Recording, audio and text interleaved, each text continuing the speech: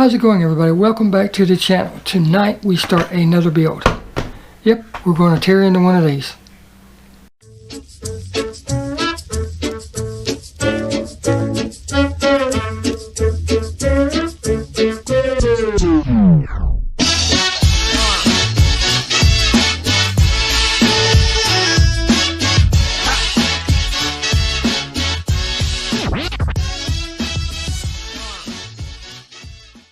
Again, welcome back to the channel, everybody. So glad each and every single one of you can make it. This car is for somebody. This car is, and I'll put all the stuff in the description box as always, but he is the one that sent me the Moon Eyes 2-pack. He sent me 2 of them, plus some other great castings. 2 customs, as a matter of fact, in that little package. And all he wanted in return was for me to repaint a car for him. So that's what we're going to do. We're going to repaint this bad boy. Now, as I get into it, as I get involved in it, will it just be a repaint? I don't know. I always let the cars talk to me. More than likely it'll be a repaint with a wheel swap, but we'll see how that goes. But the next thing we need to do is get this out of the pack and get it drilled apart. Alright, I've had this working for a minute now. Let's see if it comes out. Oh yeah. Never fails me. Peel the tape paper right there a little bit, but when we glue it back down, you'll never tell it. So now I just got to stick something in here so it doesn't reseal itself, because it will. Ask me how I know. And we'll set that over to the side. But there's the base. We're going to be changing out the wheels, like I said, and I always paint the bases, as you all know. Blue interior. That definitely won't be staying blue. And then, thank goodness, a black or gray smoked windshield. So next, we need to assign a box, as I always do.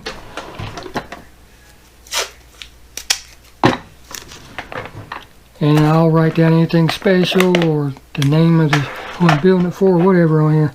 But this is for John Deere. And if you don't know who that is, all the info will be in the description box as always. Click on it. Takes you right to wherever you need to go. He doesn't have any videos yet, but he does have an Instagram page. So if you have Instagram, go check him out. And really cool guy. He didn't have to send me those cars. He just reached out to me. I didn't ask him. He reached out to me. And that's, you know, one of the great things about this community. People really want to try to help each other. So with that stated, that's going to go in there for now until I make up my mind. And I got to drill this out and put some screws in it. And then she'll be ready to go in stripper. Alright, we got this bad boy out of the stripper and she's looking pretty good. I can see that the casting is going to be very rough underneath all this gray material. And please excuse the mess, I've been working on a lot of cars tonight. I'm going to have to do some work on this roof. Oh my goodness. Well, let's see exactly what we got, and the only way to do that is get down to it. So, as always, I hit all the grooves with the brush. That gets rid of any citrus strip, like right there. It gets rid of all that. It knocks all that out. Cleans out any paint that the citrus strip didn't remove, which I've never had any that it didn't remove. Now let's hit it with steel wool and see what we got underneath all this crap. Let's start with the roof, because I got a funny feeling this bad boy's going to look rough.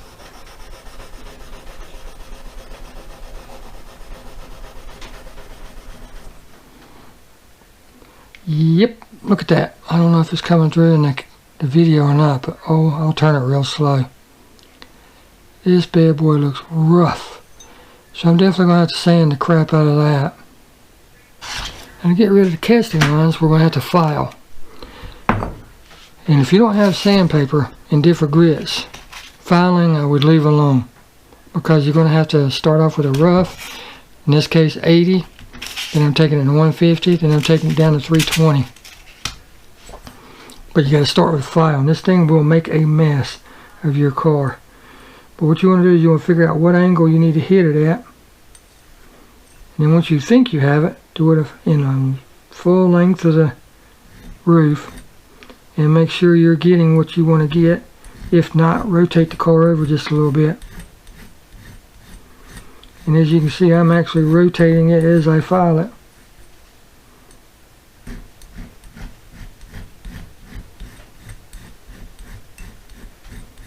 That way I'm not flat spotting that section of the roof.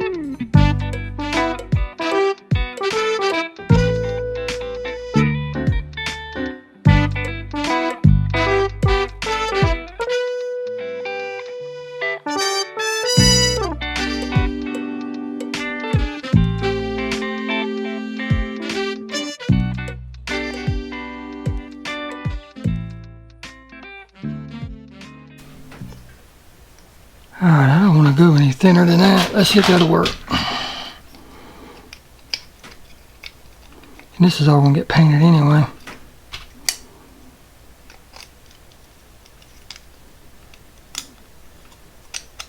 Come on, fingers, work. Oh yes, that's it. I can live with that. That screw will pull it in that much. Look how good that looks now. Now I got to touch up the hole, sand it to where it's nice and smooth and level and not so rough looking. And this bad boy will be ready for primer and paint. Heck yeah. Now one of the things I want to do is add a little bit of detail to this. And the way we do that is by opening up the intake ports if we can. That's the smallest bit I've got, so that's going to have to work. See if I can do this without jabbing it through my finger.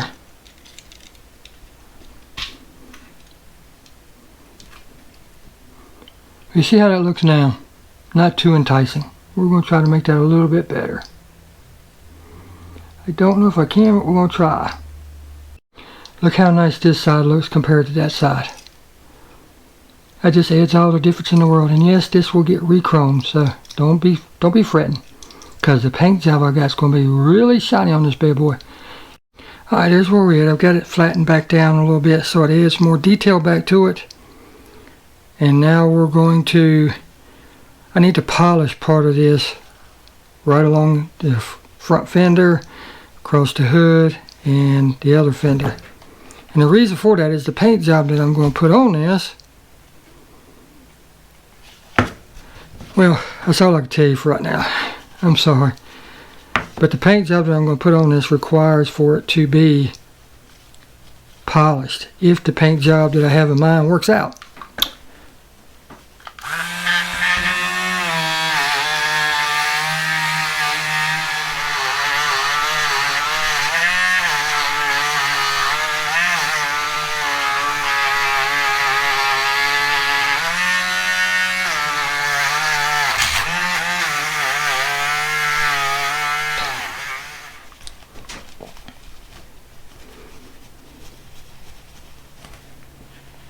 Oh yeah, that looks real good.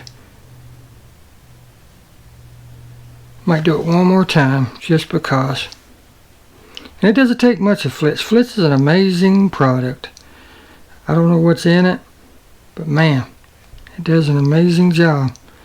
And this will get washed and everything before we do all this painting.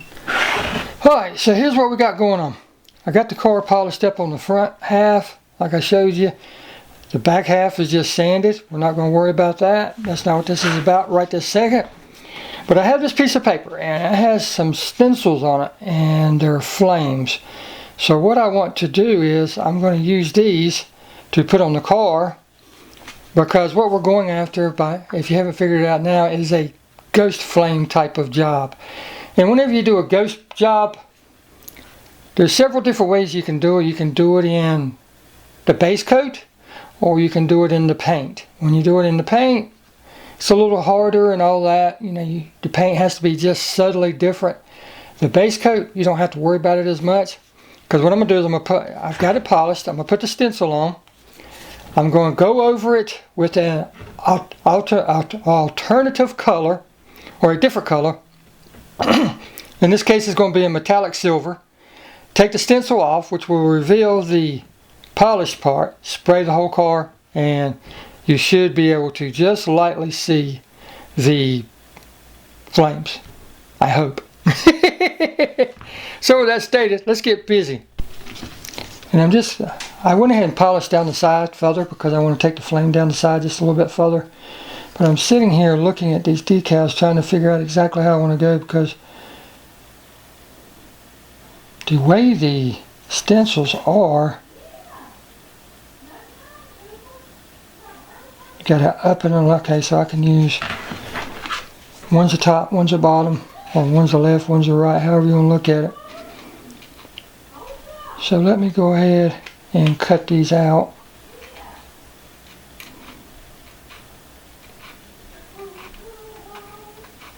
I know I'm not supposed to cut them out. I'm supposed to just peel the vinyl, but hey, I'm different. Let's see, this would be flame up, so this will be this side. Now I want to take it all the way down, or do I want to stop at something like right there? I think I want to stop at something like right there. So that's why I'm cutting it, because I want to determine exactly where I want my start and stopping points to be.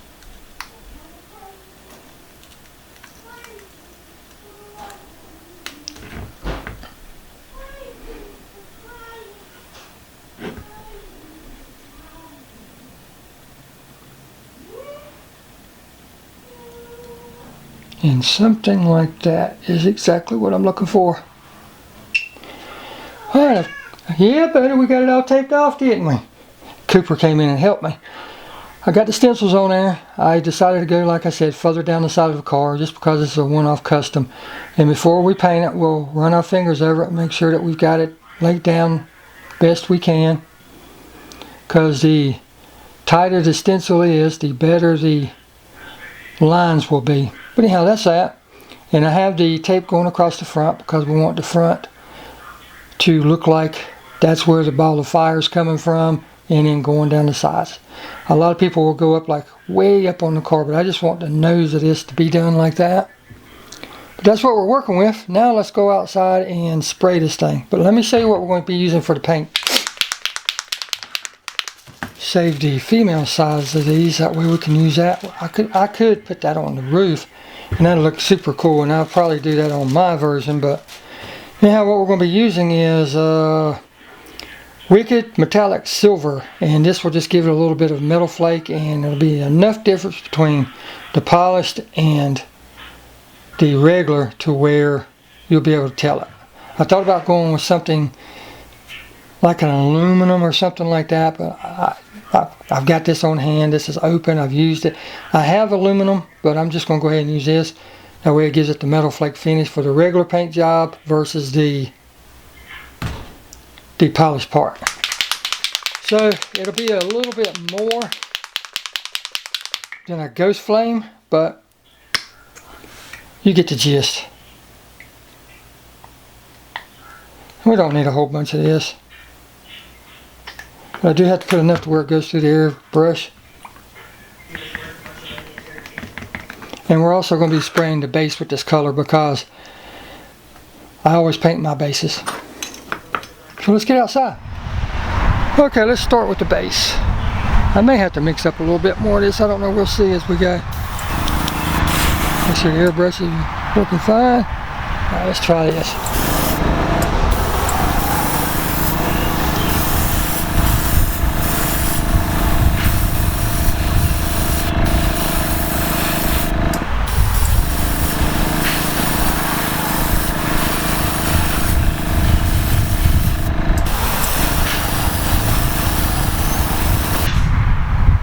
And that way when we paint the base, it will have the candy color that we're going after.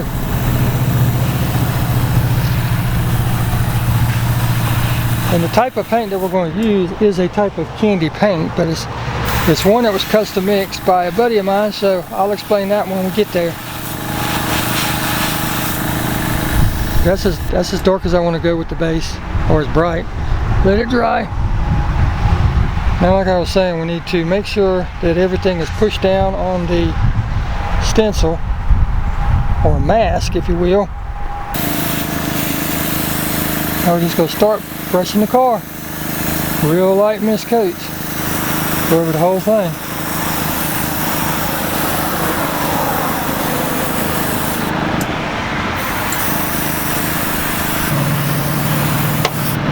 And when I take off the mask, you'll understand why. But see how that's went from a gray to a more metallic-y look?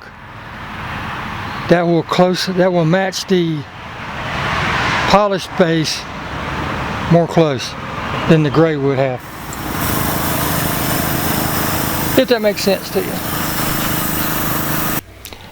Okay, as you can see, the base, I just went over it with the metallic silver. And it has a real nice dark color to it. And I'll compare it to the body here in just a second. But here's the body. Doesn't really look like we're painting anything, except the flames are a little darker. But that's the point. That is the whole point. When I go over the base and the body with green, you can see it's going to be a little different because the sub base, or the starting point, if you will, was different. This was a sanded die-cast. This is a black plastic. So whenever I go over the body and the base with color, the base will be darker because we're using a candy paint. Again, it's one that was mixed up for me by Paints Wicked. Great channel supporter, helps me out all the time with stuff, and just a super great guy.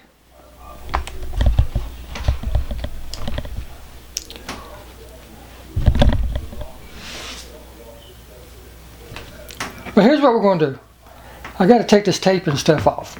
And what I'm looking for whenever I take this off is for it to be close but not the same. Does that make sense? This should be darker and not as shiny as what's underneath there, because if you remember, we polished the base, then we put the flame mask on, and then we painted over that. So let's see what we've got. We should be able to tell something instantly when we pull this off. Oh yeah. And as you can see, the difference in the mask itself, white to gray. So we know that we have that gray on there, and I can see the polished part right on that front grill. So, let's get the mask off and see what we have.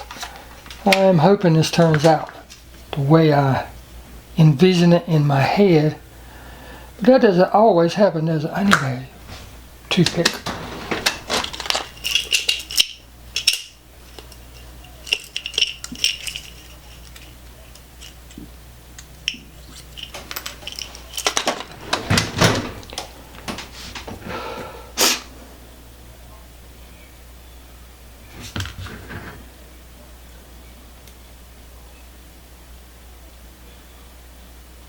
Oh yes, look at that.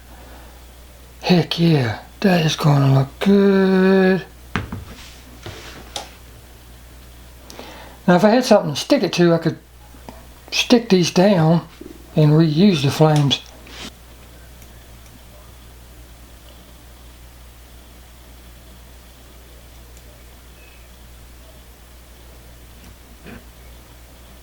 Had a little bit of bleed through right there, but I may be able to take a toothpick and straighten that out.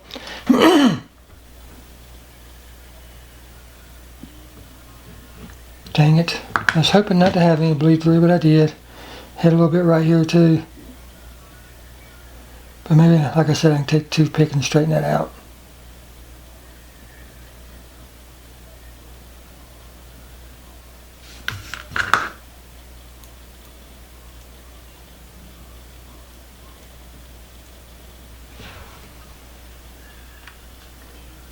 But this is looking really cool. It's the first time I've ever done this. But I know how the whole ghost flame thing works. Like I was saying. Oh yeah, nice clean lines. But by doing this for other people, it gives me practice so that when I do mine, I kind of halfway know what I want to do. But look at that, would you? Holy cow. Got it to where it comes around on both sides of the hood scoop.